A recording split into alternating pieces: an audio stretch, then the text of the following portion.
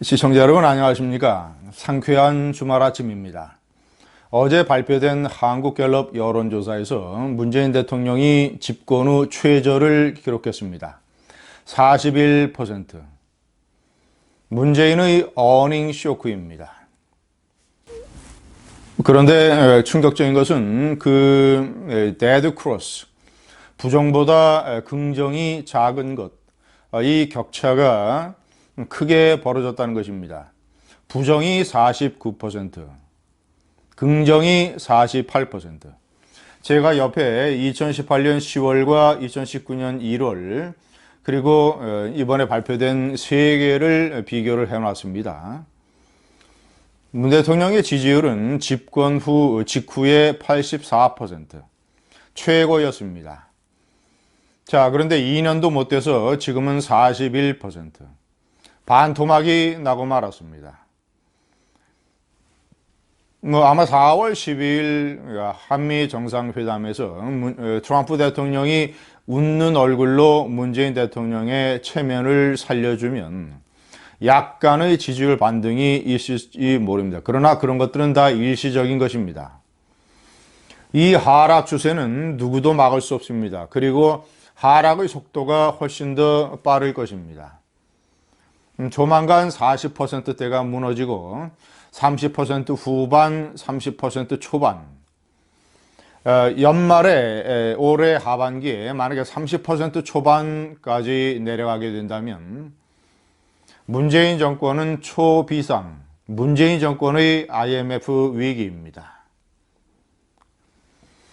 제가 저 41대 49, 8%포인트라는 격차도 심각하지만 지역별로 광주, 전라도, 호남을 빼놓고는 전 지역에서 부정이 긍정을 압도했습니다.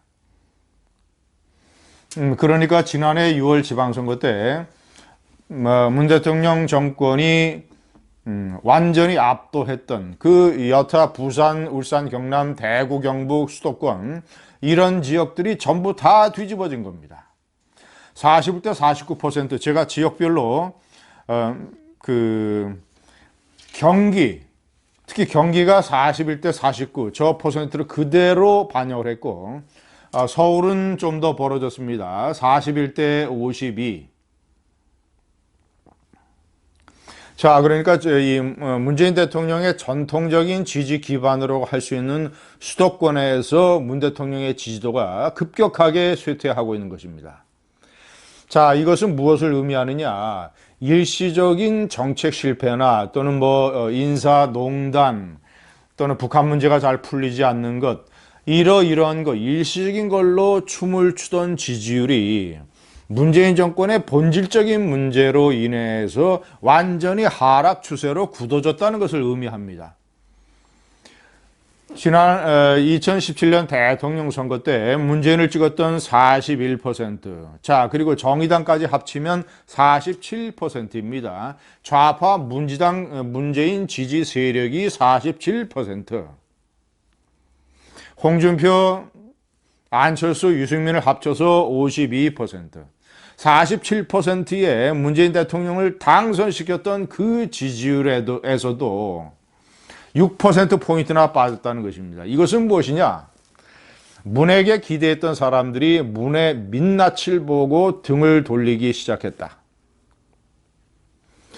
문을 전통적으로 지지하지는 않지만 그래도 대통령 선거 때 문이 당선됐으니까 이왕 당선된 대통령이 잘 해줬으면 좋겠다라고 생각했던 중도의 유권자들도 상당 부분이 다 이탈하고 있습니다. 아마 그 사람들은 거의 다 이탈한 것 같습니다. 전통적인 지지자, 집토끼 중에서 41%가 지금 버티고 있는 것이죠. 제가 이런 현상은 첫째는 이 반전이 불가능한 완전히 굳어지는 하락 추세다. 두 번째는 하락의 폭이 더 가파를 것이며 속도가 더 빠를 것이다. 세 번째 중요한 것은 이것은 문재인 정권의 위기로 닥칠 것이다. 쓰나미, 파도가 몰려오고 있다. 밀려오는 파도 소리. 바닷가를 거니는 연인들에게는 낭만이 될지 모르지만 저 멀리 밀려오는 쓰나미는 문재인 정권에게는 재앙이 될 것입니다.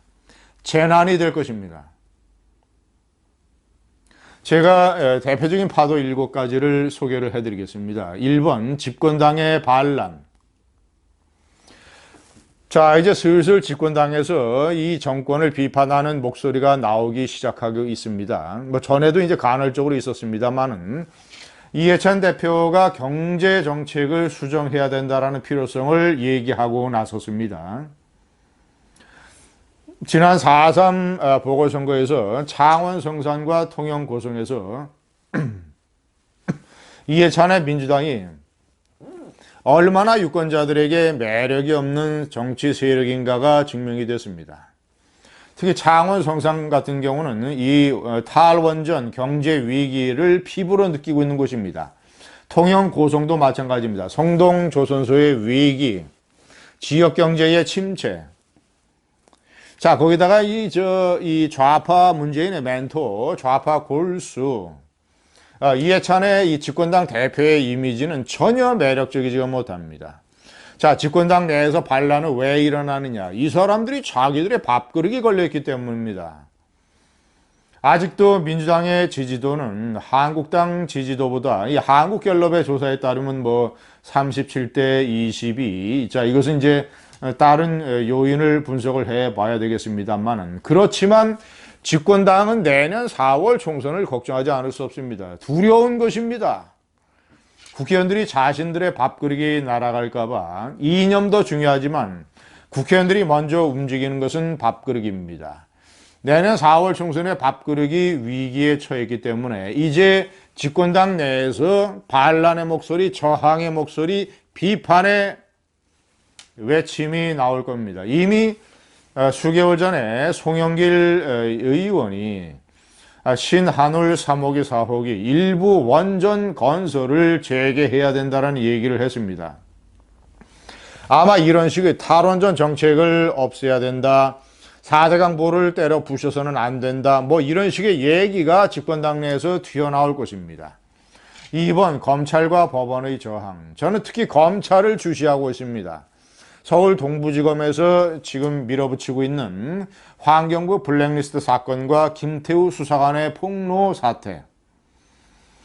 한찬식 동부지검장과 그리고 이 수사를 맡고 있는 주진우 형사 6부장은 상당히 합리적이고 정치 권력에 휘둘리지 않는 이런 평판을 가지고 있습니다. 저는 서울 동부지검에 어느 정도의 기대를 걸고 있습니다. 비록 김은경 전 환경장관에 대한 영장이 법원에서 기각됐지만 불구속으로 기소를 진행을 할 것이면 앞으로 이 청와대 인사들에 대한 소환이 계속 이루어질 겁니다. 특히 저 법원은 제가 판단할 때 김경수 경남지사에 대한 항소심에서 역시 징역형이 선고되고 그리고 이재명 경기지사에 대한 재판에서 유죄 판결이 만약에 나오게 된다면 사실상 이 정권에 대한 법원의 대립은 가시화될 것입니다. 3번 공무원의 동요. 대통령의 지지율이 추락을 하게 되면 가장 먼저 눈치 보고 흔들리는 조직이 공무원입니다. 공무원이 이제 앞으로 완전히 복지부동으로 나갈 겁니다. 지금 외교부에서 보여주는 이 희한한 어떤 이 직무기강 회의 사태가 그것을 다 증명하고 있지 않습니까? 외국과의 회담에서 구겨진 태극기를 내거는 이 정신 나간 외교부 공무원들. 뭐 그것뿐만이 아니죠. 여러 차례 제가 시간이 아까워서 언급을 안 하겠습니다. 공무원들이 동요를 합니다. 복지부동. 자, 그리고 네 번째 내부자들의 폭로. 특히 공무원들의 폭로가 이루어질 가능성이 높습니다. 환경부 공무원들은 이미 검찰 수사에서 상당 부분의 진실을 말하고 있습니다. 자, 환경부뿐만 아니라 국가보훈처라든가 과학기술정보통신부처럼 이 블랙리스트 찍어내기 인사가 만연했던 곳에서는 앞으로 제2, 제3의 폭로가 나올지 모릅니다. 신재민, 김태우에 이어서 제3, 제4, 제5의 폭로, 공무원의 내부자 폭로가 이루어지게 되면 정권은 근간부터 흔들리게 됩니다. 5번 김정은의 압박. 문재인의 힘이 떨어지면 떨어질수록, 지지율이 추락하면 추락할수록 평양의 김정은이는 문재인의 약점, 급소를 더욱더 노려보게 됩니다. 아, 네가 이제는 망할 길로 접어들고 있구나. 지지율이 떨어지고 있구나. 저것은 회복이 불가능하구나. 나만의 정세를 살펴보니까. 그렇다면 물에 빠진 당신이 잡을 지푸라기는 나밖에 없다. 당신이 잡을 로프는 나밖에 없다. 남북관계가 풀어지고 내가 평화 제스처를 더 해줘야 그래도 당신의 지지율이 3 내지 4% 정도 올라갈 길이 그것밖에 없다. 문재인의 약점을 아는 김정은이는 더욱더 압박할 겁니다. 뭐 개성공단, 금강산 관광, 남북 교류, 경협. 왜 문재인 당신은 트럼프를 더 압박하지 못하느냐? 만약에 당신이 계속 그런 식으로 나오면 나는 당신을 도와주지 않을 것이며, 그러면 당신은 지지율 하락을 더욱더 겪게 될 것이다. 6번 언론의 변화. 아마도 KBS나 MBC나 YTN이나 연합뉴스 TV 같은 이런 공영방송이나 준공영방송의 변화는 맨 마지막에 올지 모릅니다. 자, 그러나 이 정권이 동요하고 지지율이 추락을 하면 가장 먼저 민간 종편부터 많이 달라질 것입니다. TV조선, 채널A, MBN, 자, 그리고 SBS, 뭐 이런 식으로 언론 노조의 영향력이 덜한 순서대로 문재인 정권은 방송통신위원회에 이 종편에 대한 재승인 이런 이 권한을 가지고 목을 조르려고 하겠지만, 그것도 다 권력과 언론이라고 하는 것은 일종의 시속 게임입니다. 한쪽에 힘이 빠지면 언론의 저항력은 더 커지게 마련입니다. TV조선, 채널A, MBN 같은 데서 변화가 더 가속화될 것이며, 그 다음에 SBS, 그 다음에 연합뉴스, YTN, 그리고 나서 KBS, MBC 내에서도 이제는 저항 세력의 반격이 훨씬 더 거세질 것입니다.